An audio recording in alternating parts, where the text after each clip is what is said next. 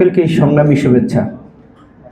ভাবছিলাম যে গত 17 বছরে একটি মানুষের কি আমি দেখতাম, তিনি প্রতি মুহূর্তে তুচ্ছ তাচ্ছিল্যতার সাথে কথা বলতেন এবং সকাল থেকে ঘুম থেকে উঠে 24 ঘন্টা যাবত যিনি তারেক রহমানের বিরুদ্ধে নানান রকম কুরুচিপূর্ণ বক্তব্য দিতেন। তিনি তারেক রহমানকে দাবাতে গিয়ে, বিএনপিকে দাবাতে গিয়ে, দেশনেত্রী বেগম খালেদা জিয়াকে দাবাতে গিয়ে তিনি দাবিয়ে গেলেন, কোথায় যেন হারিয়ে গেলেন, তাকে আর খুঁজে পাওয়া যাচ্ছে না। প্রশ্নটা হলো, যেই ব্যক্তিটি এত তুচ্ছ তাচ্ছিল্যতা কথা বলতেন এবং বিএনপি এবং তারেক রহমানকে নিয়ে, সেই ব্যক্তিটি কিন্তু ইতিহাসে ঘৃণিত হিসাবে নাম লেখার অর্জন ইতিমধ্যে করে ফেলেছেন। তার নাম কি?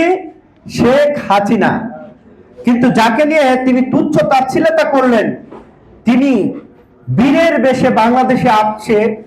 সারা বাংলাদেশ না, সারা পৃথিবীর বিভিন্ন ভাষার মানুষের মধ্যে কৌতূহল সৃষ্টি হয়েছে।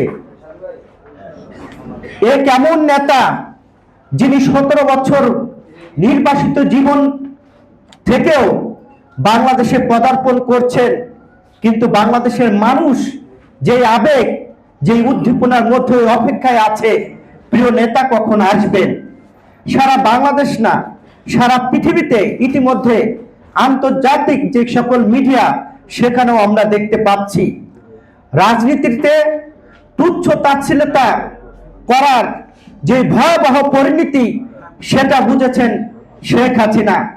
আজকে তারেক রহমান আসবেন বাংলাদেশে, বাংলাদেশের মানুষ অপেক্ষায় আছে।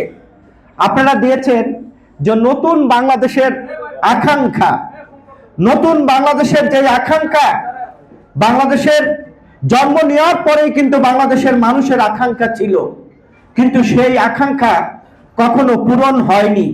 কিন্তু আমাদের প্রিয় নেতা বিএনপির ভারপ্রাপ্ত জনাব তারেক রহমান যেই আশা আমাদেরকে দেখিয়েছেন, অবশ্যই বাংলাদেশের মানুষের আকাঙ্ক্ষা পূরণ হবে। তিনি স্বাস্থ্যের কথা বলেছেন, তিনি কৃষি খাতের কথা বলেছেন, তিনি সমস্ত পেশা এবং সমস্ত জায়গার কথাই তিনি বলেছেন যে আগামীর বাংলাদেশ কিভাবে তিনি নির্মাণ করবেন। কাজেই আমরা যারা আছি, আমাদের সকলকেই সচেতন থাকতে হবে যে প্রিয় নেতা যখন বাংলাদেশে আসবে, তিনি যে নতুন বাংলাদেশের যে আকাঙ্ক্ষা করছেন, সেই আকাঙ্ক্ষা যদি পূরণ করতে হয়, তাহলে আমাদের কিন্তু তার পাশে থেকে কাজ করতে হবে। সেই কাজটা কি? সততার সাথে। আমরা যদি সততার সাথে সেই কাজ না করতে পারি, তাহলে কিন্তু আমাদের আকাঙ্ক্ষা পূরণ হবে না। আমরা আজকে এখান থেকে দেশনায়ক তারেক রহমানের, তিনি আসছেন, আমরা স্বাগতম জানাচ্ছি এবং বাংলাদেশের কোটি কোটি মানুষ ইতিমধ্যে, আমি দেখলাম যে আমি গতকালকে ফরিদপুর ছিলাম, আজকে আমি যখন আসছিলাম, ভাঙ্গার থেকে পদ্মা সেতু পর্যন্ত কি পরিমাণ মানুষ bus, private car, cycle, motorcycle নিয়ে ঢাকার অভিমুখে ছুটছেন পাগলের মতো। তিনি কখন খাবেন সেটা চিন্তা করছেন না, তিনি কোথায় ঘুমাবেন সেটা চিন্তা করছেন না, তিনি কোথায় কি অবস্থায় থাকবেন সেটা কিন্তু চিন্তা করছেন না, এবং তার পরিবারের কথা চিন্তা করছেন না। মানুষ উন্মুক্ত হয়ে আছে, পাগল হয়ে আছে, কখন প্রিয় নেতাকে এক নজর দেখব এবং কখন প্রিয় নেতাকে স্বাগতম জানাবো।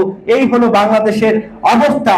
আজকের যেই বাংলাদেশ হাসি খুশির বাংলাদেশ, আজকের যেই বাংলাদেশ মনে হচ্ছে যে আমরা যেমন ঈদ পালন করি, সেই ঈদের বাংলাদেশ, সকল দল বল নির্বিশেষে সবার মনে একটি আনন্দ, উচ্ছ্বাস যে বাংলাদেশে আমাদের প্রিয় নেতা আসছেন, আবার বাংলাদেশের হাল ধরবেন, একটি গণতান্ত্রিক সরকার প্রতিষ্ঠিত হবে। এই আশা আকাঙ্ক্ষা নিয়েই আজকে সমগ্র বাংলাদেশ এক সবার দৃষ্টি সেই এয়ারপোর্টের দিক এবং 300 ফিটের দিক। এই যে আমরা মিটিং করছি, এখানেও কিন্তু কারণ মন ঠিক মতো বসছে না, কখন মিটিং শেষ হবে আর কখন ওই দিকে যাব, এই হলো অবস্থা। সকলকে ধন্যবাদ জানিয়ে প্রিয় নেতার জন্য, আমাদের প্রিয় নেত্রী দেশনেত্রী বেগম খালেদা জিয়ার জন্য সকলেই মন খুলে দোয়া করবেন। আল্লাহ যেন ওনাদের সুস্থ রাখে এবং বাংলাদেশটাকে নিরাপদ রাখে।